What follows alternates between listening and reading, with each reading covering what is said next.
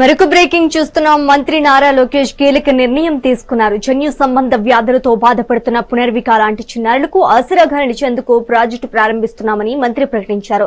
చికిత్స ఖర్చును తగ్గించడం, వ్యాధులకు ఔషధాలు దేశీయంగా తయారయ్యేలా చూడటం, బాధిత కుటుంబాలకు మద్దతుగా నిలిచేందుకు ఓ వ్యవస్థను నిర్మించడం ఈ ప్రాజెక్టు ప్రధాన లక్ష్యాలని వివరించారు. ఇందుకు కేంద్రంతో కలిసి పనిచేస్తామన్నారు. అంతర్జాతీయ ఔషధ సంస్థలు, పారిశ్రామికవేత్తలు, వైద్యులు, దేశీయ ఫార్మా కంపెనీలతో సంప్రదింపులు జరిపేలా ప్రణాళికలు రూపొందిస్తున్నామని లోకేష్ తెలిపారు.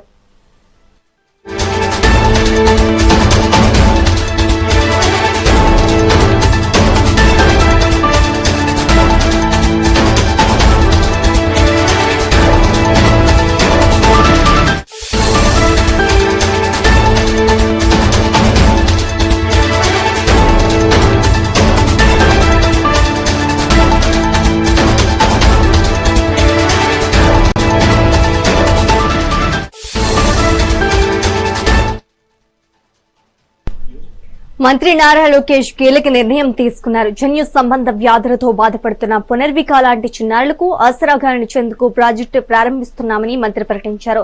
చికిత్స ఖర్చును తగ్గించడం, వ్యాధులకు ఔషధాలు దేశీయంగా తయారయ్యేలా చూడటం, బాధిత కుటుంబాలకు మద్దతుగా నిలిచేందుకు ఓ వ్యవస్థను నిర్మించడం ఈ ప్రాజెక్టు ప్రధాన లక్ష్యాలని వివరించారు.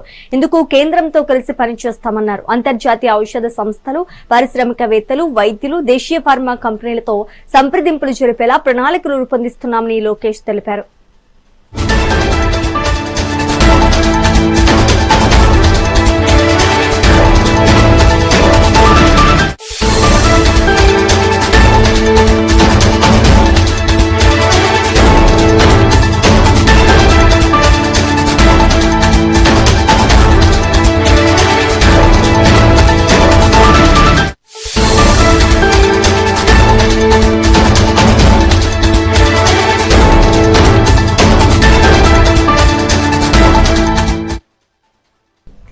మంత్రి నారా లోకేష్ కీలక నిర్ణయం తీసుకున్నారు. జన్యు సంబంధ వ్యాధులతో బాధపడుతున్న పునర్విక లాంటి చిన్నారులకు ఆసరాగా నిలిచేందుకు ప్రాజెక్టు ప్రారంభిస్తున్నామని మంత్రి ప్రకటించారు.